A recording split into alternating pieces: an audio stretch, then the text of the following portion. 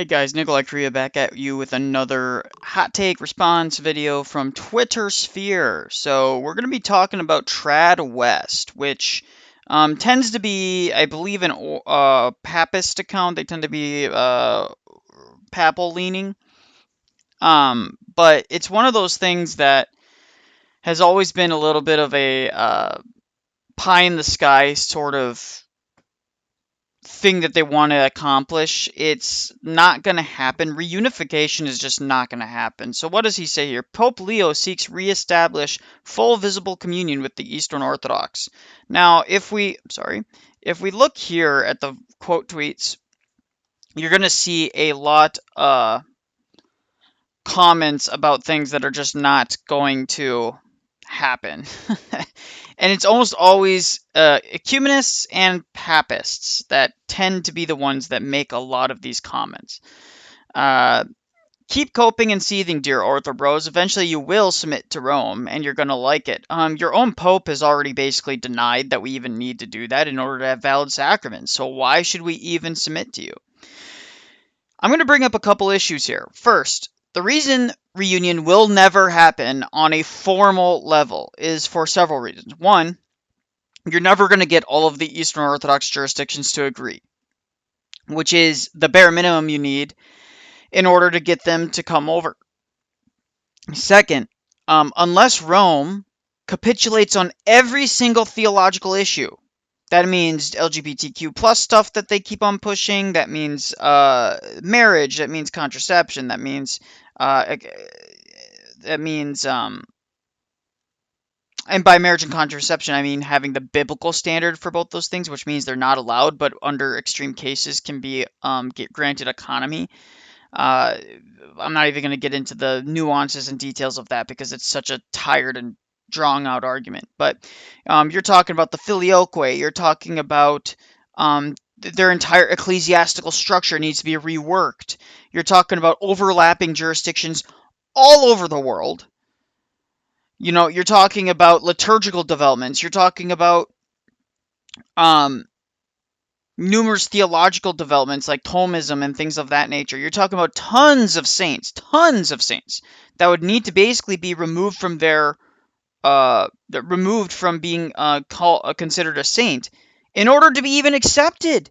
You're talking about saints that are so heretical from our point of view that we would never be able to accept them as fully Orthodox saints. So in order for you to rejoin full visible communion, that would be a necessity.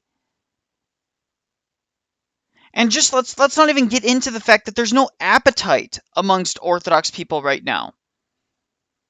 The wind is shifted in our direction. We can smell it. There's blood in the water in a sense, right? We can smell it. We know what's happening. Orthodoxy is on the rise. Okay? Your Pope has gone on, and I'm not even, like, anyone who brings up, your patriarchs have done things. Your Pope, who is the de facto head of your church, who cannot be, who when is speaking, cannot be wrong in normative ways. It's not extra normative ways. The Pope, when he's speaking, is binding to you. Okay? He's praying with Muslims. He's saying that there's multiple ways into heaven. This was just your last Pope, and this Pope has done nothing to suggest that he's going to change any of that. He's a liberal. He's blessing ICE for climate pagan hysteria.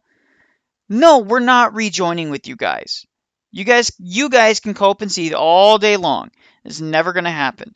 If the EP were to try and attempt to go over himself, he would be going essentially alone, even within his own jurisdiction. He might get a handful of people that go with him. A handful of bishops and a handful of priests. But for the most part, the EP would be split. Constantinople would not stand for it for most of the part. Mount Athos, in particular, would essentially just declare him a heretic. And Mount Athos is the spiritual heart of Orthodoxy in that region. It's ridiculous. So let's look at what some people are saying here. A lot of Orthodox people saying it's just never going to happen. 100%. This Father Calvin Robinson, who, by the way, I'm not interested in discussing with this guy anymore. I've had a couple engagements with him, and he just does not engage in good faith, in my opinion. He doesn't actually address the core argumentation or the problems, and he's just kind of been stuck in limbo ever since he was let go from his last parish. Not exactly sure where he's at this point, if he's even part of a denomination. This would genuinely change the world. Pray for unity. They all may be one, as thou, God, Father, art in me, and I in thee, and that they may be one in us. Yeah, this is just, who cares? What unity? There's no unity with heretics, Calvin. There's no unity with heretics.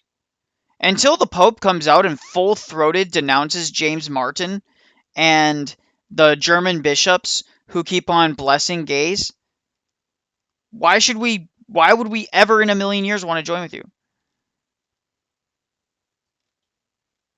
It's never going to happen.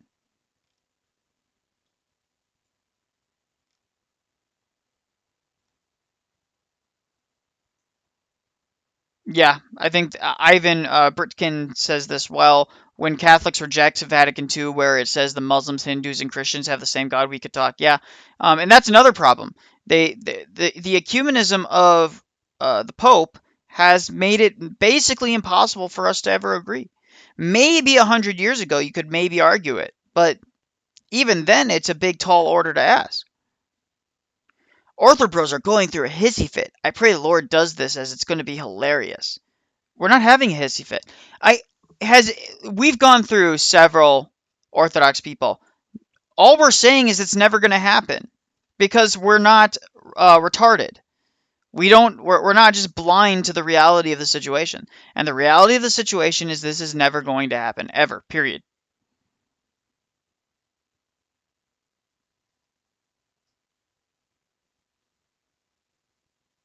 Yep. Some Australian monarchist, he says it exactly correct. Um, which is, I'll just read it for those of you might be listening. The Orthodox Church would only accept this if the Catholic removes the idea of the Pope and the filioque, which they will not be doing. Orthodoxy stands for tradition against the changing of the Word of God. Yeah, and again, like I mentioned earlier, another reason it's just never going to happen is simply because the saints and the liturgical developments. Those alone are almost 100% over, like non-starters. It's just not going to happen. Let's continue. Ethan Wayne, everyone's favorite ecumenist. Let's see what he has to say. Why are people acting like this is new? This has been openly the goal of official dialogue since the founding of the Joint International Commission for the Theological Dialogue between the Catholics and Orthodox in the 1980s. Yeah, and nothing has come of that, Ethan Wayne. Oh, this is new. That's because it's a new pope, you idiot. This guy's gonna be like allegedly is gonna be a priest. Whoever he becomes priest over, God help them, because he's an absolute crapshoot. He questions basic Orthodox theology all the time. He's just not a good person.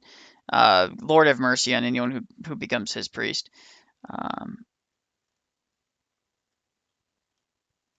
let's see. Renounce theology, renounce the universal jurisdiction, renounce infallibility. Yeah, it's just not going to happen, brother. It's not going to happen.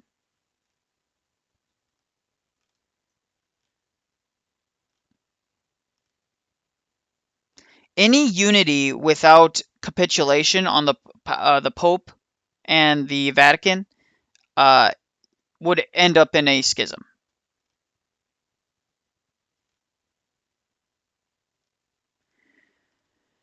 And I say here, it will literally never happen. If the EP attempts this without Rome conceding to the Orthodox position, his own jurisdiction will split and he'll be mostly go alone. Yes, and I'm absolutely correct on this. So, I mean, we can have hope and like we can pray in a generic sense that there's unity, but really unity is Roman Catholics realizing their institution is beyond saving and coming home. It's that simple. A lot of them don't want to hear this, but your institution is beyond saving. If it could have been saved, it would have happened during the time when Vatican II was being decided, and everyone should have protested then and tried to return to form. It's never going to happen. Vatican I, Vatican II were the times to were the actually, frankly, before Vatican I was the time for this to take place, when there was still some semblance of traditionalism in Roman Catholicism. There really isn't anymore. Your average Novus Ordo parish is just not going to integrate into Orthodoxy. Simply can't. The Catholics barely do the fasting now. They barely do fasting.